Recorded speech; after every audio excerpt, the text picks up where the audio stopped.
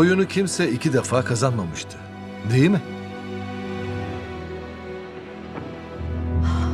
Bu oyuncu 456.